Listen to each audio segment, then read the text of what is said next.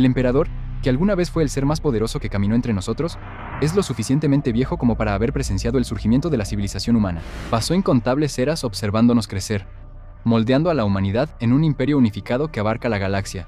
Gobierna sobre billones de almas y es defendido por supersoldados transhumanos contra horrores que provienen de más allá de la realidad misma. Y ahora ese mismo ser permanece en silencio y marchito en un trono alienígena que apenas lo mantiene con vida, mientras la humanidad lo adora como el tipo de Dios que él habría despreciado. ¿Cómo pasó nuestro mayor protector de ser el elegido a convertirse en un cadáver sagrado? Bueno, presta atención porque la eclesiarquía no nos va a dar otro permiso para cubrir la historia del emperador. El emperador ha estado vivo durante muchísimo tiempo, así que precisar sus orígenes es comprensiblemente complicado. Cualquier cosa que se pueda encontrar sobre su vida es sumamente poco confiable, o tan vaga que bien podría ser un mito. Y probablemente esto se hizo a propósito. Big E puede que no quisiera ser un dios, pero entendía que el conocimiento es poder. Por lo que podemos reconstruir, el niño que eventualmente sería conocido como el emperador, nació alrededor del año 8000 a.C. en la antigua Sumeria, en la Tierra. Esta era una época en la que la humanidad comenzaba a formar las primeras civilizaciones en todo el mundo. Y con ese nivel de organización, vino la atención hambrienta del caos. Los monstruos de la dimensión infernal de la disformidad se alimentan de las emociones y las creencias, cosas que se vuelven más fuertes cuando las criaturas sintientes se reúnen. Afortunadamente, los humanos ya habían empezado a comprender a estas criaturas. En nuestros primeros días, llamábamos a las personas sabias que miraban hacia la disformidad con nombres como chamán o hechicero. Eran venerados como personas sagradas, y algunos grupos de ellos incluso habían descubierto cómo vivir para siempre. Llegaríamos a conocerlos como perpetuos, y no eran exclusivos de los humanos, pero los inmortales humanos tenían algunas ideas muy locas sobre cómo manejar el caos, y esas ideas giraban en torno a cómo funcionan los perpetuos. Cuando una de estas personas muere, su alma va a la disformidad, igual que la de cualquier otra criatura viva. De alguna manera, ya sea mediante meditación, sacrificio o algunas drogas realmente buenas, los perpetuos logran mantener un lazo con sus almas, y después de un tiempo, vuelven a la vida. Algunos de ellos incluso nacen así, y a medida que un perpetuo muere una y otra vez, adquiere experiencia y conocimiento que puede seguir acumulando. Y por supuesto, pueden ver de primera mano cómo es realmente la disformidad. Así que, teniendo tanto la sabiduría de múltiples vidas como el conocimiento de una dimensión infernal llena de monstruos hambrientos de almas humanas, un grupo de estos chamanes perpetuos decidió que no eran lo suficientemente fuertes para proteger la Tierra. Necesitaban crear un guardián. Lo llamaron el Hombre Nuevo, y la idea era tomar toda su sabiduría y su poder y combinarlos en un solo cuerpo. Pero para hacer eso, tenían que morir. Y me refiero a morir de verdad. Todos se reunieron al mismo tiempo y luego sincronizaron su suicidio ritual. Miles de eruditos perpetuos de la disformidad enviaron sus almas al Inmaterium al mismo tiempo, y en lugar de regresar a sus cuerpos, se quedaron juntos y esperaron a que naciera el niño adecuado. Y un año después, un bebé llamado Nioth abrió los ojos. El chamán se había convertido en un solo ser, un perpetuo con la sabiduría de miles de personas, y suficiente poder para hacerlo el psíquico más fuerte que la humanidad hubiera visto jamás.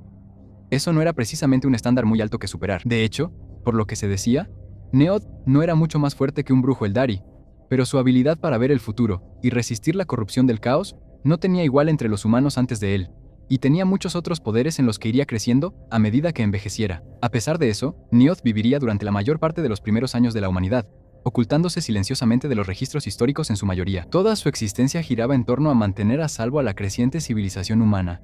Pero no fue hasta una horrible tragedia en su familia que su concepto de justicia se solidificó. Cuando Nioth aún era joven, su padre fue asesinado por su tío en una historia inquietantemente similar a la fábula bíblica de Caín y Abel. Los poderes psíquicos de Nioth le dieron una visión de este evento, y al descubrir que las visiones eran reales, Nioth se acercó tranquilamente a su tío asesino y detuvo su corazón con un pensamiento. Las visiones y algo de telepatía no son exactamente el tipo de poder que sacudiría el universo, pero es más importante enfocarse en lo que Nioth aprendió de este momento. Se dice que no ejecutó a su tío por malicia, pero tampoco mostró tristeza, ni siquiera por su padre. Ahora, sabemos por otros relatos históricos sobre las acciones del emperador y sus conversaciones con otros que sí siente emociones. Pero este momento nos muestra una gran parte de quién era él como persona, y esa es su fría determinación de hacer lo que él considera correcto, sin importar cómo se sienta acerca de las personas que se pierden en el camino. Si actuaba así porque era increíblemente inteligente, o porque era básicamente un avatar de la voluntad humana de sobrevivir, no está claro. Lo que sí está claro es que su comportamiento se convertiría en un punto de conflicto importante en cada una de sus relaciones, desde la prehistoria de Terra hasta el presente del milenio 42. Crecer en el mundo antiguo con poderes que harían que cualquiera de sus compañeros pensara que es un dios o un demonio, volvería loco a cualquiera. Pero por suerte, Neoth también era súper inteligente, y parece que en su mayoría se mantuvo al margen, excepto cuando jugaba a ser rey. Mira, considerando sus experiencias con el concepto de justicia y la sociedad en la que creció, probablemente no sea sorprendente que se haya convertido en gobernante una o dos veces. ¿Qué más se suponía que debía hacer con todos esos dones? No es como si alguno de los chamanes que lo crearon estuviera cerca para decirle cuál era su propósito, y aunque podía ocultar sus poderes, no podía ocultar lo completamente superior que era. Así que se convirtió en rey. Liderando a una pequeña tribu para convertirla en uno de los reinos más fuertes de Sumeria, Neoth conoció y se hizo amigo de otro perpetuo, el hombre que eventualmente sería llamado Olanius Persson, y quien sería el primer maestro de guerra de Neoth. Es probable que Persona fuera el primero de muchos perpetuos que se unieron a Neoth en sus aventuras. Los chamanes no eran los únicos inmortales en el planeta, y otros seguían naciendo o encontrando su camino hacia la vida eterna. Neoth a menudo se esforzaba por convencer a otros de unirse a él, ya que estas personas eran de las pocas que conocían el caos como él. Para empezar, sin embargo, solo estaban él y Olanius, y juntos hicieron que su reino fuera seguro. Crearon un sistema de leyes y descubrieron un nuevo poder en forma de enuncia. Esta fue una de las primeras veces que Neoth tuvo contacto con el poder puro del Warp. Enuncias son palabras especiales que, si se pronuncian en voz alta o se escriben, tendrían poderes capaces de doblar la realidad. Y resultó que, aunque los dioses del Warp no eran tan poderosos como lo serían en el 42º milenio, la antigua Terra no era inmune al caos. Cultistas, y un grupo poderoso de ellos, había formado un reino en el este de Fenicia que había comenzado a construir una torre masiva, cubierta con enuncia, con el fin de abrir un portal del Warp y entregar Terra a los dioses. Sí, esta es la Torre de Babel y la segunda referencia bíblica que involucra al emperador. Neoth y sus ejércitos aplastaron a este culto, y el futuro emperador, quien aparentemente nunca se había encontrado con efectos del Warp como estos antes, quiso preservar la ciudad para estudiar el Warp y aprender cómo proteger a la humanidad de sus efectos. Pero Olanius estaba muy en contra, creyendo que tener toda una torre cubierta de escrituras mágicas que prácticamente rogaban por convertirse en un portal abierto al Warp era simplemente demasiado peligroso. Habiéndose hartado casi por completo de Neoth en este punto, Olanius apuñaló a su amigo, pronunció una línea de enuncia para hacer que la torre se viniera abajo y salió corriendo,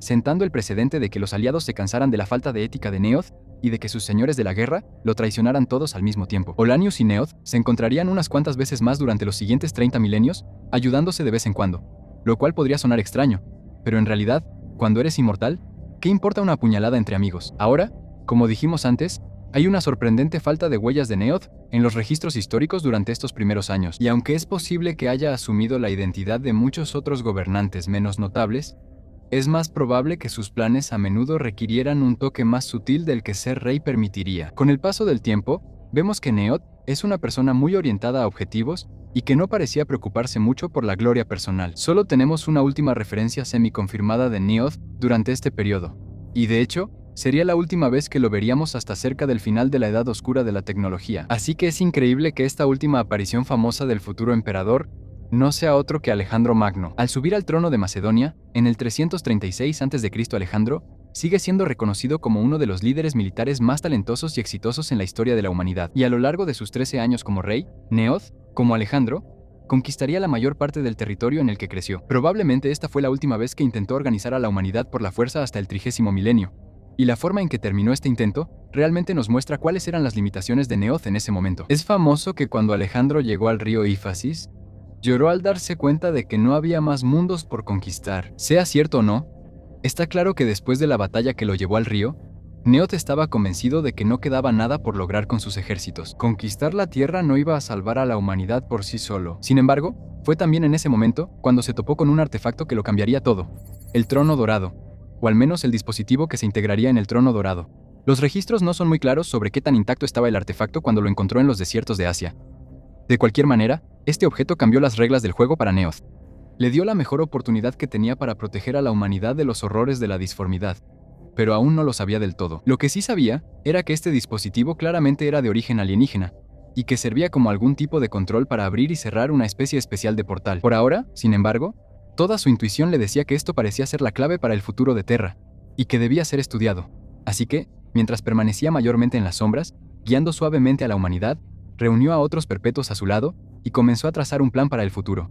Hasta que ese futuro le explotó en la cara a toda la humanidad. La gente de Terra pasó los siguientes varios milenios creciendo, luchando e inventando, pasando de las tribus de la Edad de Bronce que Neoth vio en su nacimiento a una sociedad interplanetaria completamente desarrollada. La generación de energía avanzada y la propulsión nos permitieron llegar a las estrellas más cercanas dentro de una vida humana. La manipulación genética de vanguardia nos dio la capacidad de modificarnos para adaptarnos a nuestras nuevas condiciones y llevó a los primeros abhumanos, las personas que algún día se convertirían en el linaje Squad de los Votann. La robótica de próxima generación llevó a avances masivos en la calidad de vida e incluso a la creación de la primera inteligencia artificial verdaderamente consciente. Mientras tanto, Neoth observaba, estudiaba los mecanismos del trono dorado y hacía sus planes.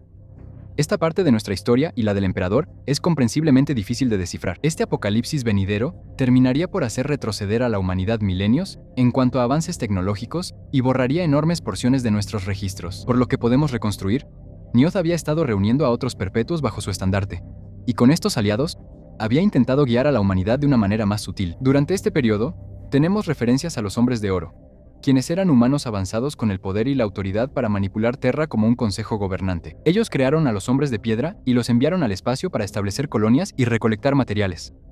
Estamos bastante seguros de que estos son los Votann. También crearon a los hombres de hierro, seres mecánicos impulsados por verdadera inteligencia artificial que darían inicio a la era de los conflictos que terminó con nuestra utopía. El problema es que no estamos seguros de quiénes eran los hombres de oro. Podría ser que Neoth y sus seguidores fueran este grupo de humanos poderosos que tomaban decisiones y experimentaban de maneras muy similares a lo que el emperador perfeccionaría milenios después. Pero Neoth tenía la costumbre de enfurecer a sus aliados. Y aunque fuera el inmortal más poderoso de Terra, no era el único. Y aún no era tan increíblemente poderoso como para que no pudiera ser desafiado. Así que estos hombres de oro fácilmente podrían haber sido otro grupo de perpetuos que también querían avanzar la civilización humana y simplemente no querían trabajar con Neoth. Para nosotros, esa parece ser la opción más probable, no porque este grupo eventualmente fuera derrocado en una sangrienta revolución, sino porque probablemente influyeron para que la humanidad usara la disformidad en la expansión del imperio, algo a lo que Neoth se oponía totalmente. No hay registros que indiquen exactamente cómo sucedió, pero alrededor de esta época empezaron a nacer psíquicos en Terra a tasas sorprendentes. Anteriormente, los individuos psíquicos eran raros y débiles, pero durante esta era dorada del crecimiento de la humanidad, surgieron nuevos psíquicos con la capacidad de manipular la estructura de la disformidad. En ese mismo momento, aunque los humanos no lo sabían, la caída de los Eldari dio origen al dios del caos Slanesh. Este evento catastrófico causó una explosión en la disformidad tan grande que no solo abrió un enorme agujero en el espacio real, al que más tarde llamamos el Ojo del Terror, sino que también consumió mucha energía, y el mar de almas se volvió lo suficientemente tranquilo como para que los primeros saltos de la humanidad a la disformidad fueran engañosamente tranquilos y fáciles de manejar. Pero Neoth no se dejó engañar. Durante el tiempo que pasó con el trono dorado, se dio cuenta de lo peligroso que era jugar con la disformidad. Sabía que solo era cuestión de tiempo antes de que las criaturas del Inmaterium volvieran a estar hambrientas y poderosas, y que los humanos necesitarían una forma más segura de viajar por la galaxia, o terminarían siendo los nuevos juguetes para el caos. El trono dorado se encargaba de la parte del viaje de este plan, si Neoth lograba hacerlo funcionar. Pero había una parte mucho más difícil que debía resolverse si la humanidad quería estar realmente a salvo. Tendrían que aislarse completamente de la disformidad. Pero eso es increíblemente difícil de lograr. La disformidad y todo lo que hay en ella se alimenta de las emociones de las criaturas mortales. Lo mejor que realmente puedes hacer es simplemente no creer en ella o sacrificar tus almas como lo hicieron los necrones. Pero esa no era una opción que Neoth estuviera dispuesto a considerar. Mencionamos antes que la disformidad y las criaturas que hay en ella prosperan con emociones y creencias concentradas. Neoth no podía evitar que los humanos se reunieran en grandes cantidades. De hecho, eso era lo que él quería fomentar. Así que lo que necesitaba hacer básicamente era dejar sin alimento a la disformidad, convenciendo a la humanidad de que lo inmaterial no era un reino viviente lleno de demonios y pesadillas. Era solo una realidad alterna con alienígenas extraños. No mires demasiado de cerca y estarás bien. Todo es muy científico, lo prometo. Así que mantener una estricta incredulidad en la disformidad como una fuerza consciente a nivel social parecía ser la mejor opción. Pero eso requeriría un trabajo extremadamente autoritario. Por suerte para Neoth, no tenía problema en ser un dictador. Pero ¿cómo podría apoderarse de la humanidad, que ahora era una especie multiplanetaria, imponer su control sobre una población de billones y conquistar toda la galaxia en nombre de la sagrada Terra? Bueno, iba a necesitar ejércitos para eso. Y no cualquier ejército mortal común y corriente. Necesitaría monstruos totalmente leales, capaces de enfrentarse a lo peor que la galaxia pudiera arrojarle, y tendrían que ser liderados por generales en quienes pudiera confiar, y que fueran tan poderosos que incluso las fuerzas del caos les temieran. Y como eso no era posible, ni siquiera con la tecnología futurista y salvaje de la humanidad en ese entonces, Neoth tendría que encontrar un atajo. Y como los psíquicos habían empezado a invocar demonios accidentalmente por todas partes, y los hombres de hierro, que eran inteligencias artificiales, habían comenzado a rebelarse, El tiempo apremiaba. Neoth decidió que iba a robar conocimiento y poder de los mismos enemigos contra los que estaba luchando. Pongan la música de atraco porque Neoth se dirigía a Molech. Con las colonias humanas en toda la galaxia cayendo por luchas internas, incursiones demoníacas y bandas de asalto Xenos, Neoth abordó un transbordador de ida al lejano planeta Molech con un solo seguidor, otra perpetua llamada Olivia Sorreca. Este planeta era vagamente parecido a la Tierra, y ya albergaba una colonia humana que defendía sus asentamientos con enormes máquinas industriales caminantes que eventualmente se convertirían en titanes nocturnos durante la oscuridad de la vieja noche, que pronto seguiría al colapso del imperio humano. Pero Neoth no estaba en Molech para disfrutar de la naturaleza ni de los mechas gigantes que van pisoteándolo todo. Él estaba ahí por el secreto mejor guardado de Molech. El planeta tenía un portal estable hacia el reino del caos. Antiguos cultos a veces obtenían la habilidad de abrir estos portales estables, usualmente usando enuncia, igual que el culto que Neoth eliminó en sus primeros días en Terra. Molech le dio a Neoth la oportunidad de sumergirse en la disformidad y comunicarse directamente con los dioses del caos, lo que sería una sentencia de muerte para cualquier otro. Pero Neoth solo se había vuelto más fuerte y sabio durante los últimos milenios, y tenía un plan. Era astuto, intrincado y genial. Les mintió. Su gran plan era mentirles a los dioses de la disformidad. Y lo más loco es que funcionó. Neoth entró al portal de Molech, ofreció sus servicios a los dioses a cambio de más poder, y ellos se lo dieron. Salió de ese portal convertido en un dios y nunca miró atrás. Ahora es probable que lo hayan obligado a completar algunos desafíos durante su tiempo ahí. A los dioses del caos les encanta jugar, pero está claro que Neoth pudo vencerlos fácilmente y demostrar que era digno de confianza. De hecho, una vieja fábula sobre una joven que entró al laberinto del dios intrigante Sinch y resolvió su acertijo podría estar refiriéndose a Neoth, usando una apariencia discreta para vencer al Señor del Cambio y ganar su apoyo. No podemos saberlo ya que el trato fue solo entre Neoth y los dioses, pero sí sabemos que eventualmente él rompería ese acuerdo y sufriría las consecuencias. Pero eso es adelantarnos un poco. El plan de Neoth iba bien hasta ahora, y con sus nuevos poderes divinos y la amenaza inminente de las consecuencias, era momento de pasar al siguiente paso. Para empezar, iba a comenzar con el proceso de crear a sus generales súper especiales que lo ayudarían a conquistar la galaxia. Pero cuando regresó a Terra, Neoth se encontró con un desastre absoluto. El colapso del imperio humano había dejado incluso la cuna de la humanidad convertida en un páramo devastado. Gobernada por caudillos y tecnobárbaros, Terra se había convertido en un lugar de batalla constante, algo que Neoth no podía permitir. Terra tendría que ser pacificada antes de comenzar su gran proyecto. Su arma preferida en estas guerras de unificación era la modificación genética. Neoth había aprendido mucho sobre genética a lo largo de los años, y aunque no era el mayor experto, sin duda sabía quién lo era. Reuniendo a varios seguidores selectos, incluyendo a la brillante Amara Stardy y a Urda, uno de sus primeros amigos entre los perpetuos, Neoth comenzó a formar su ejército. Comenzó con los guerreros del trueno. Creó soldados diseñados para tener poder y una recuperación rápida, sabiendo que eran una medida temporal para ganar tiempo y así poder practicar su verdadero arte. Y mientras sus guerreros del trueno derrotaban poco a poco a más y más caudillos, Neoth comenzó a trabajar en la clave de sus planes. Una prueba de su modelo para los guerreros perfectos. Los custodes, más rápidos y fuertes que los guerreros del trueno y mucho más estables mentalmente, los custodes fueron seleccionados de lo mejor que la humanidad tenía para ofrecer. Estas personas serían convertidas en los más grandes guerreros, cada uno de ellos capaz de derrotar ejércitos enteros por sí solo o de mantener conversaciones intrincadas sobre las complejidades del universo. Y además, eran 100% leales, ya que el condicionamiento mental eliminaba gran parte de su ambición personal y emociones. Los custodes eran básicamente robots biológicos, y eran la prueba de que Neoth podía crear a sus generales cuando estuviera listo. El problema, por supuesto, era que el proceso de creación era sumamente poco práctico, y tomaba una eternidad. Él nunca conquistaría la galaxia con sus custodes. Simplemente eran demasiado difíciles de reemplazar cuando caían en batalla, lo cual sucedía de vez en cuando, incluso con todos sus dones. Los guerreros del trueno tal vez podrían tomar Terra, pero Neoth ciertamente no podía confiar en ellos en el espacio, donde tendrían que operar sin su supervisión. Así que necesitaba una solución provisional más. Y probablemente deberíamos detenernos aquí para hablar de dos personas muy importantes, porque Neoth no estaba tomando estas decisiones por sí solo. Por muy divino que fuera, nadie podría manejar un plan tan increíblemente intrincado sin amigos. Al primero lo encontró mientras pacificaba lo que quedaba de Asia en las montañas del Himalaya.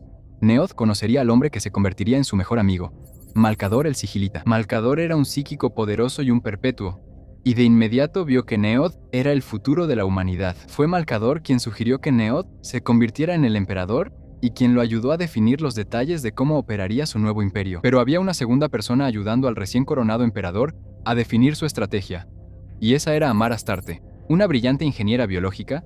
Astarte ayudaría a Neoth a perfeccionar a sus guerreros del trueno en un tipo de soldado mucho más estable y fácil de producir, una plantilla a la que ella daría su nombre, los Astartes. Y aunque eventualmente llegaría a creer que estos marines espaciales estaban condenados al fracaso, intentaría un golpe de estado en el Palacio Imperial para destruir su obra. Estos supersoldados fueron sus mejores creaciones y llegarían a moldear la galaxia durante los siguientes 12.000 años. Pero eso es para el futuro Grimdark. Por ahora, el emperador ya tenía prácticamente el control de Terra. Tenía una solución para expandirse por la galaxia y finalmente estaba comenzando a trabajar en su mayor creación, sus 20 hijos, sus primarcas. Como dijimos antes, los primarcas estaban destinados a ser custodes superpoderosos. Se suponía que debían ser criados en el palacio del emperador por Malcador y Neoth y recibir un estricto acondicionamiento psicológico para ser los soldados perfectos y obedientes. Cada uno fue creado para un propósito específico y se le otorgó una parte del nuevo poder del emperador para garantizar que nada pudiera enfrentarse a ellos. Y por eso Neoth había hecho una jugada tan arriesgada. Robar poder de los dioses mezquinos y vengativos no es precisamente una receta para el éxito después de todo, pero de alguna manera el emperador pudo copiar este nuevo poder, esa parte que lo había llevado al límite. De ser solo un psíquico muy poderoso, a convertirse en un dios con mayúscula. Y tomó este poder, y algo de material genético de sí mismo, y de su amiga Urda, lo combinó con la genialidad genética de Amar Astarte, y creó seres como nunca antes se habían visto. Criaturas que básicamente eran demonios anclados a la realidad, usando cuerpos físicamente perfectos. Y fue entonces cuando los dioses del caos intervinieron para arruinar sus planes. Por supuesto, los dioses realmente no se dejaron engañar. Puede que por un momento hayan dejado que su avaricia venciera a su buen juicio, pero estamos hablando de criaturas que tienen planes que se remontan a antes de que la Tierra tuviera vida. Ellos sabían perfectamente que el emperador los traicionaría, y tal vez Neoth sabía que los dioses lo sabían, pero bueno, vamos a dejarlo ahí. Ese dolor de cabeza está regresando. El punto es que claramente, el emperador esperaba que su defensa resistiera, y que pudiera criar a sus hijos el tiempo suficiente para enfrentar lo que sea que los dioses del caos pudieran lanzarle. Y claramente estaba equivocado. Las 20 cápsulas que contenían los embriones en crecimiento de los primarcas, 19 si le crees a Alfarius, fueron arrojadas a la disformidad y depositadas en mundos a lo largo de la galaxia. Y el juego había comenzado. El emperador tenía a todos estos nuevos marines espaciales diseñados para trabajar con sus primarcas, pero no tenía primarcas para liderarlos. No tuvo más opción que comenzar su conquista de la galaxia sin ellos y esperar a encontrar a sus hijos en el proceso. Por supuesto, los encontraría uno por uno, encontrándose con ellos mientras sus visiones psíquicas lo guiaban de un planeta a otro. Encontrar a cada uno de ellos fue agridulce, ya que todos los primarcas habían crecido fuera del control del emperador, y por lo tanto, no eran los líderes perfectos que él había querido crear. Y algunos eran incluso peores que imperfectos.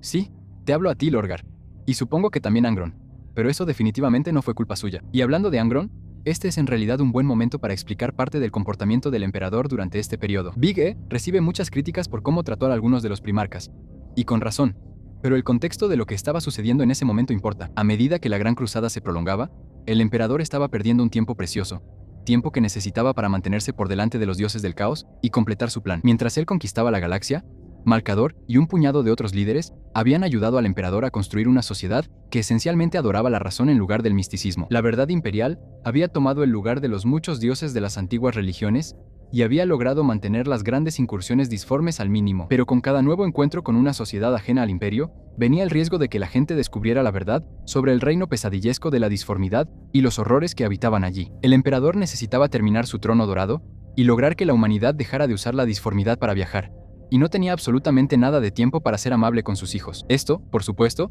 eventualmente lo llevó a tomar algunas decisiones que sabía que serían costosas, pero que tenía que tomar de cualquier manera. Neoth era extremadamente poderoso en este punto, y sus visiones del futuro eran muy precisas. Así que él sabía lo que iba a pasar con los primarcas. Él sabía que retirarse al palacio para trabajar en el portal de la telaraña humana haría que ellos se volvieran resentidos, y sabía que su señor de la guerra llamado hijo, Horus, lo traicionaría y mataría. Lo curioso de las visiones es que ni siquiera el emperador podía estar completamente seguro, incluso con su poderosa precisión. Por ejemplo, parece que no sabía que Magnus rompió accidentalmente su telaraña para advertirle sobre la traición del señor de la guerra, pero definitivamente sabía, en general, lo que iba a pasar, lo que hace que todo este gran plan suyo parezca mucho más a un enorme juego de regicidio. Incluso cuando solo era Neoth, el emperador sabía que tendría que hacer sacrificios para lograr su objetivo de una sociedad humana libre del caos. Y sabía, posiblemente antes de siquiera empezar, que al final fracasaría en este intento. Lo que significa que también sabía que al tomar el poder de los dioses allá en Molech, estaba aceptando convertirse en un monstruo. A lo largo de esta discusión, hemos mencionado a Neoth como un dios, o como alguien con poderes divinos varias veces, y eso no es una exageración. Aparte del hecho de que estamos obligados, privilegiados, quiero decir, a reconocer al emperador como el dios de la humanidad, él es mucho más que solo una figura mítica. El emperador es literalmente un dios del caos. Bien, síganme el hilo, porque esta historia se pone complicada, y probablemente es la peor explicada de todo lo que hemos visto hasta ahora. Durante el asalto final de la herejía de Horus, el emperador lideró un ataque a la nave del Señor de la Guerra. Horus ahora era el campeón de los dioses, así que estaba tan cargado de poder que incluso podía igualar a Neoth, quien sabía que tenía que destruir a Horus aquí, o la humanidad estaría condenada. Los registros que tenemos de la batalla muestran que, justo antes de llegar a la sala del trono de Horus, el emperador pareció hacer lo que siempre había hecho: dejar de lado la ética y la moderación para cumplir con su objetivo. Él fue creado como una herramienta para servir al pueblo de Terra, y eso significaba que haría lo que fuera necesario para acabar con la amenaza que representaba a Horus. Bebiendo profundamente de la disformidad, Neoth dejó atrás su humanidad y se transformó en una densa esfera negra, la manifestación más pura de su poder en lo inmaterial, un vacío de pura determinación y crueldad, el Rey Oscuro. Afortunadamente, una aparición oportuna y conveniente del viejo amigo del emperador, Olanius Persson, lo convenció de que al renunciar a su humanidad, solo estaría jugando a favor de los dioses, y que ganar de esta manera solo condenaría a su gente a un destino similar al de los Eldar. Renunciando a este poder, el emperador eligió tener fe en su lugar. Logró matar a su hijo, pero Horus básicamente lo mató de regreso, y lo que quedó del emperador fue llevado deprisa al trono dorado, que fue adaptado para funcionar como un sistema de soporte vital, y ha estado ahí durante los últimos 11.000 años. Pero esta transición momentánea a un dios literal de la disformidad es lo que hace que lo que pasó en Molech sea más razonable.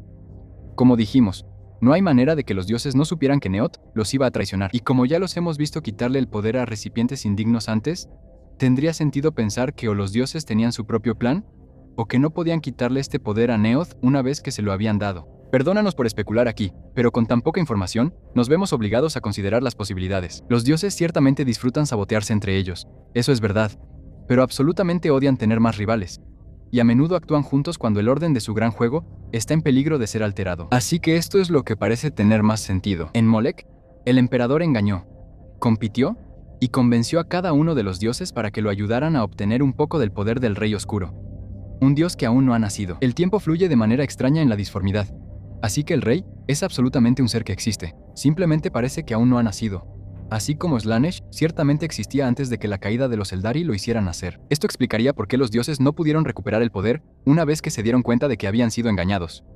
No era suyo para recuperarlo. Todo lo que podían hacer era empujar al emperador a que se convirtiera en ese nuevo dios, condenando a toda la humanidad a alimentar la disformidad con sus almas corrompidas de nuevo, igual que Slaanesh hizo con los Eldari. Neoth, al elegir mantenerse lo más humano posible al enfrentarse a Horus, echó a perder los planes de los dioses, y la humanidad ha seguido adelante a duras penas desde entonces. Ahora, podríamos estar equivocados en esta suposición, pero sinceramente, es probable que sea lo más cerca que estaremos de averiguar qué pasó, al menos hasta que el emperador resuelva lo que sea que lo ha mantenido en ese trono dorado durante los últimos 12 milenios. Bien, obviamente hay una respuesta fácil a esa pregunta. Está atrapado en el trono gracias a los sistemas de soporte vital del propio trono, que lo mantienen apenas lo suficientemente vivo como para no regenerarse. Recuerda que el emperador es un perpetuo, así que en teoría, si muere por completo, simplemente se levantaría después de un tiempo como si nada hubiera pasado.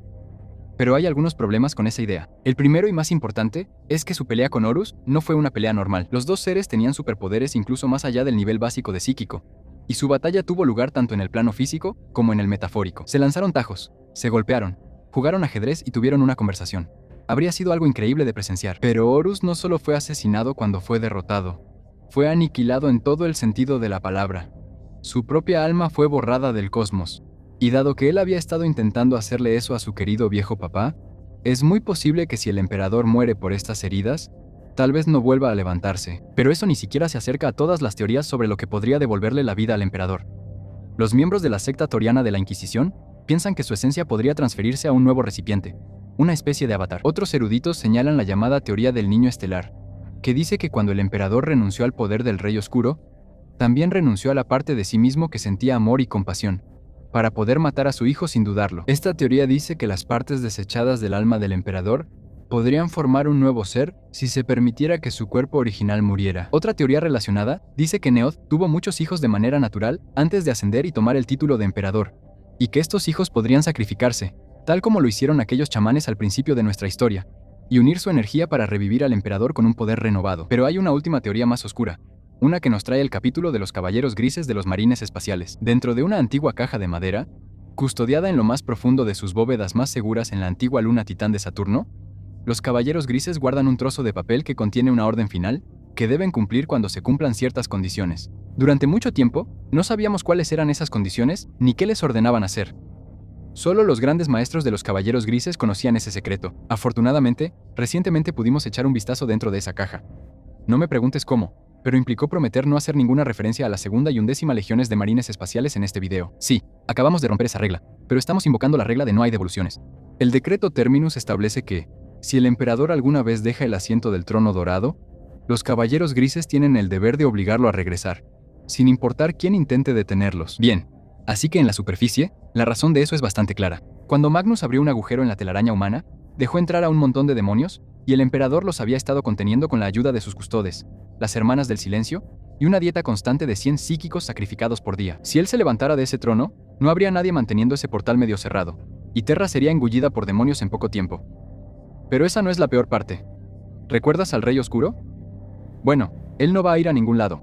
Es un dios del caos bebé en crecimiento y quiere nacer. En su estado gravemente debilitado, hay muchas probabilidades de que, una vez que lo desconecten de la maquinaria arcana del trono dorado, maquinaria que drena su energía psíquica, para mantener cerrado el portal de la telaraña y alimentar la luz del Astronomicon, el faro que ilumina el camino a través de la disformidad para los navegantes humanos. Entonces no quedaría nada que impidiera que naciera el Rey Oscuro, lo que podría significar que incluso el propio emperador está trabajando para asegurarse de mantener su santo trasero en ese reluciente trono dorado. Ahora, nada de esto está confirmado, así que por favor tómenlo con mucha cautela. Pero hasta donde sabemos, muchas personas muy poderosas están muy interesadas en mantener al emperador en el trono. Y desde donde estamos, eso parece la mejor idea para todos. Pero como en todo buen misterio, siempre hay una docena o más de teorías sobre lo que ha estado pasando o cómo podría ser el futuro. Así que dinos qué piensas. ¿El emperador permanece en ese trono para evitar que nazca un nuevo dios aterrador? ¿O desconectarlo lo devolvería a la vida para que pudiera salvar a la humanidad de este futuro tan oscuro? Cuéntanos en los comentarios. Y ya que estás ahí, sería buena idea considerar convertirte. Un miembro. Hay muchas opciones para elegir para los nuevos sirvientes del dios emperador. Los iniciados mantienen todo funcionando sin problemas con su apoyo. Los hermanos de batalla pueden prepararse con acceso anticipado a nuevas discusiones y animaciones. Y los maestros de capítulo tienen sus nombres grabados aquí mismo al final de cada uno de nuestros videos, para que no se desvanezcan en la historia. Pero si no puedes hacer nada de eso, un like y una suscripción nos ayudan mucho dándonos el combustible que necesitamos para seguir explorando los interminables pasillos de los archivos de Terra en nuestra infinita búsqueda de más historia.